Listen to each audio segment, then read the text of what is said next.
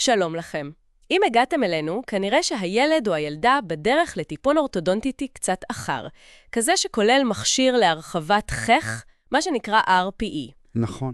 המטרה שלנו היום היא לעשות קצת סדר במידע, להבין מה זה בדיוק, למה צריך את זה, ומה צפוי לכם ולילדים. אז נתחיל אולי מההתחלה, מה זה המכשיר הזה, ה-RPE? אז ככה, זה בעצם התקן אורתודונטי שמכינים אישית לכל ילד, הוא מורכב על הלסת העליונה. המטרה שלו די פשוטה בעצם להרחיב את הלסת. להרחיב ממש את העצם. כן, על ידי הפעלת לחץ עדין מאוד מבוקר על שני חצי הלסת, ממש באזור של התפר המרכזי, באמצע של החך. אוקיי. ולמה שילד יצטרך דבר כזה? מה הסיבות הנפוצות? הסיבה הכי קלאסית, מה שנקרא מנשך צולב אחורי. שזה אומר? שהשיניים העליונות מאחורה סוגרות כאילו בתוך השיניים התחתונות, במקום לחפוף אותם מבחוץ. הבנתי. סיבה מאוד נפוצה אחרת זה צפיפות בלסת העליונה. פשוט אין מספיק מקום לכל השיניים שצריכות לבקוע או שכבר בקעו. אז ההרחבה היא ממש יוצרת את המקום הזה. עושה שכל. ולפעמים יש מקרים שזה נדרש כדי לעזור לשן שהיא תקועה בפנים, לעזור לה למצוא את הדרך החוצה. ויש עוד משהו, נכון. הזכרת פעם קשר לנשימה. נכון מאוד. זה היבט חשוב. לפעמים ההרחבה הזו יכולה ממש לעזור לילדים שיש להם קשיי נשימה דרך האף. וואו. כן? או נחירות, או אפילו מקרים מסוימים של דום נשימה בשינה. נדבר על זה עוד קצת בהמשך, זה קטע מעניין. לגמרי. אז רגע, נחזור רגע ללחץ הזה. אמרת שזה לא רק מזיז שיניים, זה ממש משפיע על העצם. זה נשמע לי, די משמעותי. בדיוק. זה ההבדל המהותי פה. זה לא כמו נגיד גשר רגיל שמזיז שיניים בתוך העצם הקיימת. פה הלחץ העדין הזה ממש פותח את התפר החכי. התפר. כן. זה אזור גדילה שנמצא בין שני חצי הלסת העליונה במרכז החך. אצל ילדים הוא עדיין גמיש, סחוסי כזה, הפתיחה הזו יוצרת מרווח קטן. ואז? ואז הגוף באופן טבעי מגיב לזה ובונה עצם חדשה לגמרי לתוך המרווח שנוצר. ככה אנחנו מקבלים הרחבה אמיתית, שלדית, של בסיס הלסת. לא רק הטיית שיניים. וזה בטח קשור לגיל, אני מניחה. למה מדברים על טיפול מוקדם, סביב גיל 7, 8, 9, 10? למה אפשר לחכות? נקודה קריטית, ממש קריטית. בגילאים הצעירים האלה, כמו שאמרתי, התפר הזה עדיין גמיש ופתוח יחסית. זה מאפשר לנו להשיג את השינוי השלדי הזה, את הרחבת העצם, בצורה הכי יעילה. וכשמתבגרים? אז הסיפור אחר. ככל שעולים בגיל, התפר הזה מתחיל להתגרם, להתקשות. אצל מתבגרים מאוחר יותר, או בטח אצל מבוגרים, אם ננסה להרחיב רק עם המכשיר, נקבל בעיקר הטיה של השיניים החוצה, ופחות הרחבה של העצם עצמה. ואז צריך אולי פתרונות אחרים? בדיוק.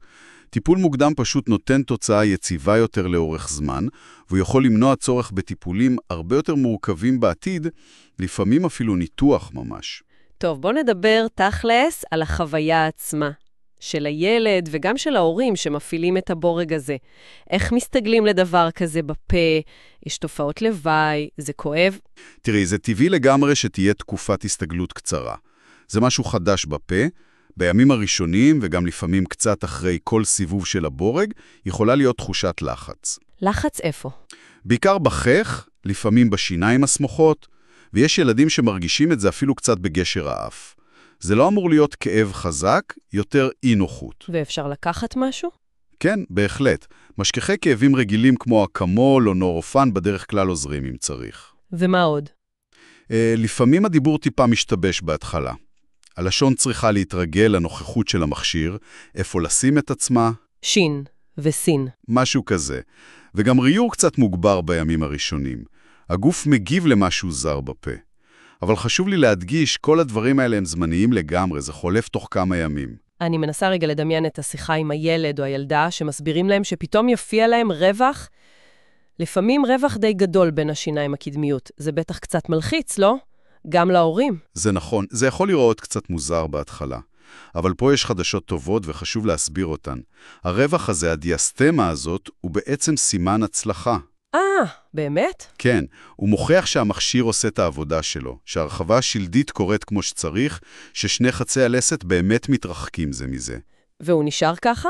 לא. בהמשך הטיפול האורתודונטי, שבדרך כלל מגיע אחרי ההרחבה, לרוב עם גשר, סמכים רגילים, הרווח הזה נסגר לחלוטין.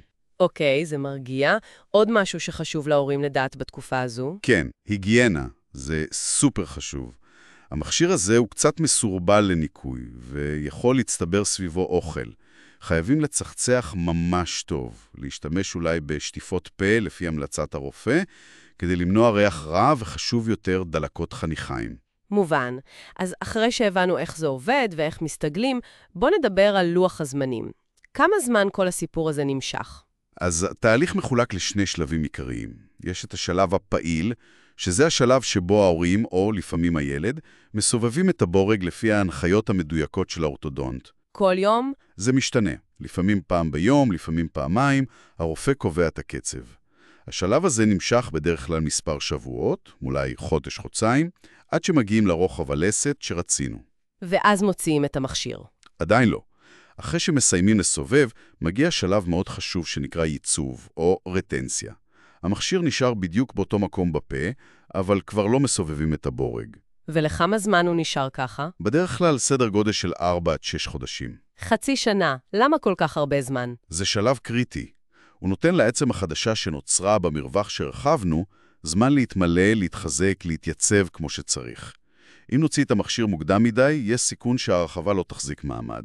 אוקיי, ואחרי חצי השנה הזו. זהו, נגמר הטיפול. בדרך כלל הרחבת החך היא רק השלב הראשון, שלב א', מה שנקרא, בטיפול אורתודונטי כולל יותר. כלומר?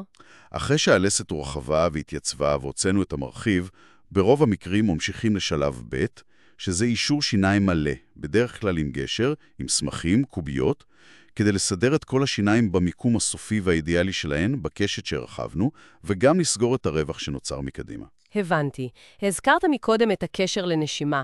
ספר קצת יותר על זה. איך הרחבת הלסת משפיעה על האף? כן, זו נקודה ממש מרתקת. צריך להבין שהחך, הגג של הפה, הוא בעצם גם הרצפה של חלל האף. נכון. אז כשמרחיבים את החך, בעצם מרחיבים גם במידה מסוימת את הבסיס של חלל האף. אצל ילדים מסוימים, במיוחד כאלה שנוטים לנשום הרבה דרך הפה בגלל מעבר אוויר צר באף. מה שנקרא פה פתוח. בדיוק. אז אצלם, ההרחבה הזו יכולה ממש לשפר את היכולת לנשון דרך האף. זה פשוט פותח קצת את המעברים. וזה יכול להשפיע על נחירות? בהחלט, זה יכול להקל על נחירות, וממקרים נבחרים אפילו לסייע במצבים של דום נשימה חסימתי קל בשינה אצל ילדים. זה לא פתרון קסם לכל בעיית נשימה, אבל זה בהחלט יכול להיות יתרון נוסף ומשמעותי של הטיפול הזה. זה מדהים. אז אם נסכם, ה-RP הזה הוא כלי אורתודונטי חשוב ויעיל מאוד לתיקון בעיות במבנה הלסת העליונה, והוא הכי אפקטיבי כשעושים אותו בגיל הנכון, כשהעצמות עוד גמישות. נכון מאוד. יש תקופת הסתגלות קצרה, עם אי נוחות ושיבושי דיבור קלים ורווח זמני בשיניים, אבל היתרונות לבריאות הפה, לחיוך, ובמקרים מסוימים גם לנשימה טובה יותר, הם משמעותיים לטווח ארוך. בדיוק, וחשוב אולי להוסיף שמעבר לצד הטכני של המכשיר ובורג, זה תהליך שדורש גם סבלנות, שיתוף פעולה ותמיכה מההורים. לדבר עם הילד, להסביר, לחזק, זה עוזר המון. נכון. וזה גם מעלה נקודה למחשבה, לסיום. אם הטיפול הזה באמת מצליח לשפר את הנשימה דרך האף, מעבר לאיכות השינה בלילה שזה חשוב בפני עצמו, מעניין לחשוב איך זרימת חמצן טובה יותר למוח, אולי משפיעה גם על רמות האנרגיה והריכוז של הילד במהלך היום, בלימודים, במשחק. נקודה מעניינת בהחלט. תודה רבה על ההסברים הברורים. בשמחה.